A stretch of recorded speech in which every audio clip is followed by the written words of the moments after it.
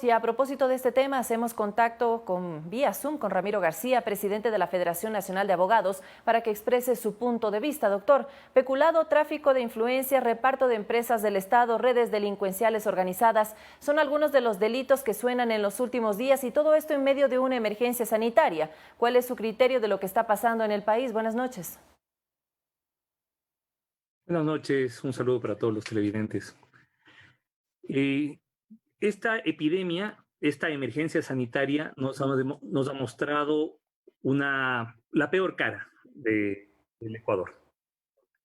Nos ha mostrado redes de corrupción que no son de ahora, que vienen operando desde hace más de una década. Los mismos contratistas que venían operando con el gobierno de Correa, al parecer contratando con el gobierno actual, cobijados bajo un manto de impunidad total, que gracias ahora a una acción que hay que reconocer decidida de parte del Ministerio del Interior y de la Fiscalía General del Estado, se está develando esta trama de corrupción sobre temas en los que resultan especialmente sensibles. Mientras médicos, policías, militares, en primera línea, abogados, solamente en el gremio que yo represento, 160 colegas fallecieron en Guayaquil, muchos de ellos contagiados en audiencias a las que acudían para defender derechos. Mientras una serie de profesionales nos hemos jugado en primera línea, otros estaban haciendo negocios con la salud en tiempos de emergencia. Doctor, lo peor es que ningún sector se salva, personas particulares, funcionarios públicos, asambleístas. ¿Cómo se combate a la corrupción en tantos frentes?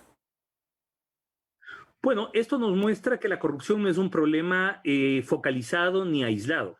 Hemos visto que gobiernos autónomos descentralizados de izquierdas y de derechas, de costa y de sierra, han caído en la tentación de la corrupción.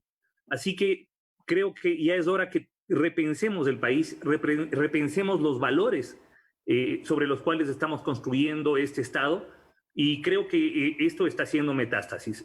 Ya no da para más.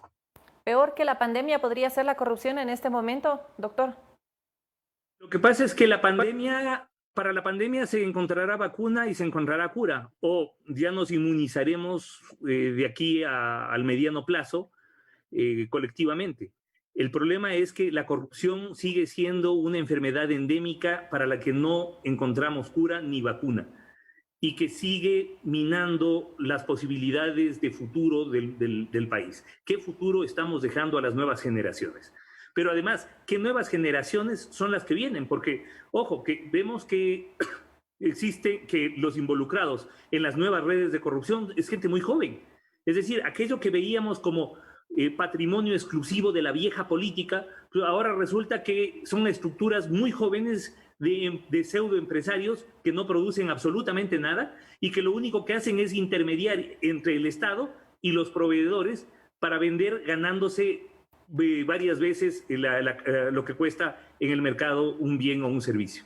Pero a propósito de eso, la ministra María Paula Romo dijo que en el caso Salcedo es abrir la puerta para encontrar una mafia y al resto de los culpables. Esto quisiera decir que sobre este personaje habría gente con más poder y más influencias, y no necesariamente lo que usted dice, que son nuevos rostros de la corrupción.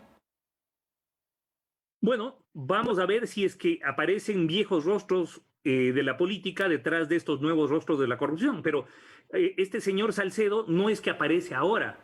Vemos cómo contrató, por ejemplo, con la gobernación del Guayas, cuando era gobernador el señor Rolando Panchana, en el gobierno del expresidente Rafael Correa. Vemos que tenía varias decenas de empresas que se dedicaban absolutamente a todo. Es decir, él podía venderle a usted mascarillas, podía venderle insumos médicos, podía venderle celulares, repuestos para moto o auto, cualquier cosa, porque tenía empresas para todo.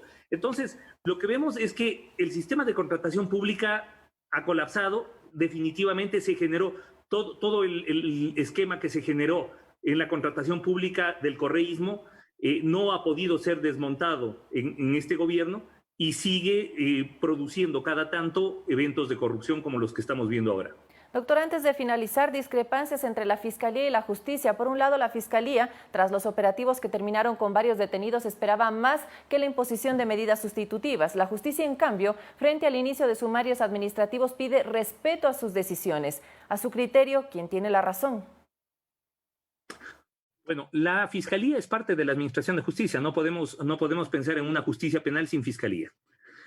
Fiscalía hace su trabajo y vemos que ha hecho un trabajo denodado contra la corrupción y esperamos obviamente que los jueces estén a la altura de las circunstancias, a la altura de las exigencias y que fallen en derecho, por supuesto. Uno de los temas que hay que reivindicar, y en eso sí muy claro, es la independencia que deben tener los jueces para resolver sus causas. Doctor, la tarea del ciudadano, del que se encuentra del otro lado de la pantalla, ¿cuál debería ser? La veeduría es si queremos limitar, si queremos eliminar los focos de corrupción que vemos que proliferan en todas partes y que no son además, ojo, insisto, no es que son patrimonio de un grupo político específico o de una ideología específica o de una región específica, no, tenemos corrupción en todo lado, en todas partes. Hemos visto que inclusive municipios liderados por líderes, por alcaldes indígenas, también están siendo allanados e investigados por hechos de corrupción, como el municipio de Guamote, por ejemplo. Entonces, yo creo que ya es hora de que la ciudadanía entienda que la veeduría, la transparencia, es lo único que nos puede sacar de este hueco, de este fango de corrupción, de estos espacios opacos, de estas cloacas del derecho, como se denomina en lo jurídico, que se producen en cada uno de las instituciones públicas. Hemos visto, ustedes hacían referencia hace un momento en el reportaje, cómo desde la propia presidencia de la República, el gobierno de Correa, se generó todo un esquema de intercambio de sobornos por contratos. Entonces, ya tenemos que volver a pensar en el Ecuador, en un Ecuador al mediano y largo plazo. Tenemos que pensar sobre qué valores estamos construyendo esta sociedad y cómo podemos reestructurar esta sociedad, porque de la forma en que vamos es inviable.